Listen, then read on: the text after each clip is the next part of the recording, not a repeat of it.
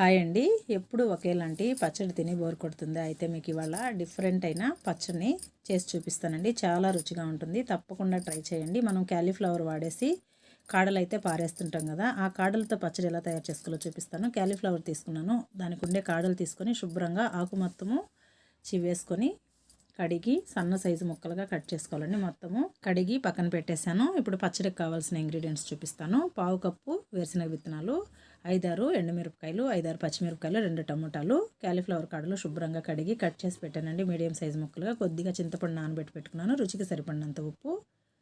ఈ విధంగా కట్ చేసుకుంటే ముక్కలు మనకి త్వరగా మగ్గిపోతాయి. స్టవ్ వెలిగించి కడాయి పెట్టుకొని పావు కప్పు వేరుశనగ విత్తనాలు డ్రై రోస్ట్ చేసుకోవాలండి. సన్న సగపైన వేయించుకుంటే పప్పు మనకి చక్కగా వేగి పచ్చడి రుచిగా ఉంటుంది.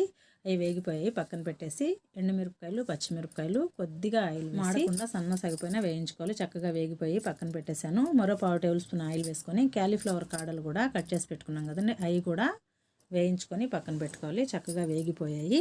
ఇవి ఒక ప్లేట్లోకి తీసుకొని ఇందులో మరో పావు టేబుల్ స్పూన్ ఆయిల్ వేసుకొని టమాటా ముక్కలు పెద్ద సైజు ముక్కలుగా కట్ చేసుకొని కలుపుకుంటూ మాడకుండా ఇవి కూడా వేయించుకోవాలండి. ఇవి కూడా చక్కగా వేగిపోయాయి, పక్కన పెట్టేసి ఇవన్నీ పూర్తిగా చల్లారిన తర్వాత రోట్లో కానీ లేదా మిక్సీలో కానీ బరకగా గ్రైండ్ చేసుకోవాలండి. అప్పుడే మనకి పచ్చడి అనేది చాలా రుచిగా ఉంటుంది.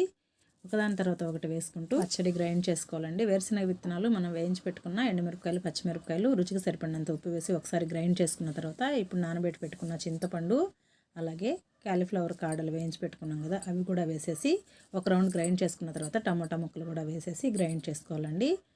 తర్వాత ఒక ఉల్లిపాయ పొడవుగా కట్ చేసుకొని వేసి ఒక్క రౌండు గ్రైండ్ చేసుకుంటే మనకి కమ్మటి క్యాలీఫ్లవర్ కాడల పచ్చడి అయితే రెడీ అయిపోతుందండి.